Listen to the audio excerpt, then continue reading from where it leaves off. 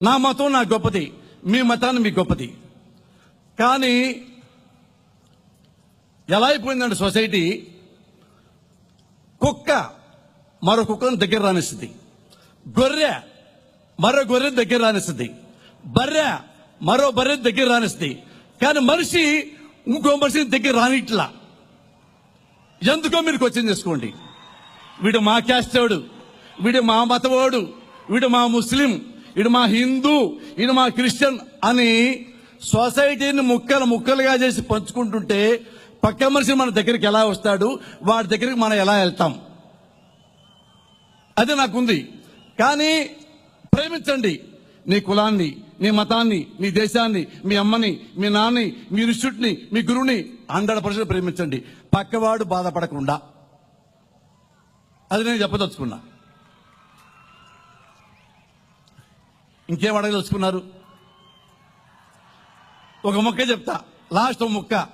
మీరు అందరూ 20+ అంటే మేజర్లు కాబోతున్నారు, సొసైటీలోకి రాబోతున్నారు. సొసైటీలోకి మీరు వచ్చిన తర్వాత చదువు నుంచి ఫస్ట్ మీరు చేతికొచ్చేది రెస్పాన్సిబిలిటీ, 2 ఓటు, అప్పుడు గుర్తొచ్చేది ప్రజాస్వామ్యం. విడిగా మీకు కులం పిచ్చి అభిమానం ఉండొచ్చు, కానీ ఓటు వేసేటప్పుడు మాత్రం కులాన్ని పక్కన పెట్టండి, మతాన్ని పక్కన పెట్టండి. అన్నా once again repeat that. Hands up, repeat. మీరు చదువుకొని బయటికి వెళ్ళిన తర్వాత ఆడపిల్లకి 18 దాడతాయి, మగ డిగ్రీ అయిన తర్వాత 20 కూడా వస్తాడు. అప్పుడు మీరు ప్రజాస్వామ్య సమాజంలో ప్రవేశిస్తారు. బాధ్యత ఉంటుంది, ఓటు వేసే బాధ్యత. అది హక్కు అనుకుంటాం, అది బాధ్యత ఉంది. కానీ ఆ ఓటు దగ్గర రాగానే మనకేం గుర్తొస్తాయి అంటే, చాలా మందికి ఇడు మనోడా కాదా, మన కమ్మోడా కాదా, మన ముస్లిమా కాదా, మన రెడ్డి గారా కాదా అని ఆలోచించేవాళ్ళు. ఎందుకంటే నాకు తెలుసు, నేను కూడా ఎమ్మెల్యేకి పోటీ చేశా, భయంకరంగా ఓడిపోయా. ఇంకోటి ప్రౌడ్లీ ఎకన్సే, ఎలక్షన్లో చిరంజీవి గారు నాకు టికెట్ ఇచ్చారు, ₹1 నా దగ్గర తీసుకోవాలా. మురళి నువ్వు ఎలా అంటే అలా నిలబడు, నువ్వు గెలుస్తా ఉన్నాడు. నేను జనంలోకి వెళ్ళా, నా పేరు పోసాన కృష్ణమురళి, చిరంజీవి పార్టీలో నుంచున్నా, నా క్యాస్ట్ కూడా ఇది. ఇక్కడ ఎలక్షన్కి వచ్చిన తర్వాత నా క్యాస్ట్ వాడను, మతం వాడను, డబ్బులు వాడను, మందు తాగించను, సిగరెట్ తాగించను, ఓన్లీ అన్నం పెడతా కార్యకర్తలకి, నా పోస్టర్ నేనే కొనుక్కుంటా, నా కారు పెట్రోల్ నేనే భోగించుకుంటా అని ఎలక్షన్ ఖర్చు నాది 7 లక్షలు. ఎవడో నమ్ముతాడు ఈ రోజుల్లో ఎమ్మెల్యేకి 7 లక్షలు ఖర్చు పెడతాడంటే? కానీ నా పక్క వాళ్ళంతా ఖర్చు పెట్టాడు, ఒకటి 13 కోట్లు, ఒకటి 11 కోట్లు. ఎవడు గెలిచాడు? 13 కోట్లు వాడే గెలిచాడు. ఎందుకంటే ఎలక్షన్లో డబ్బు, మందు, కులం, వర్గం, మతం ఇవి విపరీతంగా ఉన్నాయి.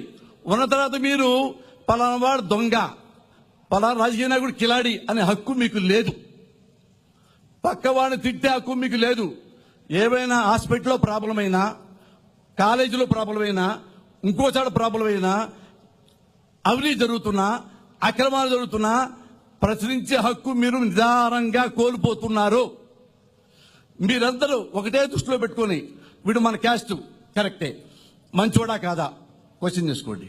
ఇప్పుడు నేనున్నా కమ్మోని, నాకు ఆడపిల్ల ఉంది, ఎవరికి ఇస్తాను? అబ్బాయి మంచివాడు, చదువుకున్నాడు, ఉద్యోగస్తుడు, గుణవంతుడు, డబ్బున్నవాడు, ఇవి చూస్తా. వాడు నా క్యాస్ట్ వాడే, ఎదవైతే, తాగుమూతైతే, బేవర్స్ అయితే, అమ్మాయిలు పిచ్చోడైతే నా బిడ్డనిస్తానా? నీ కూతురు దగ్గర వచ్చే మాత్రం నువ్వు క్యాస్ట్ మాత్రం నా బిడ్డ బాగుండాలి, క్యాస్ట్ తర్వాత అంటావు. ఓటేయడానికి మాత్రం వాడు మనోడయ్యే, వాడికి ఓటేస్తా.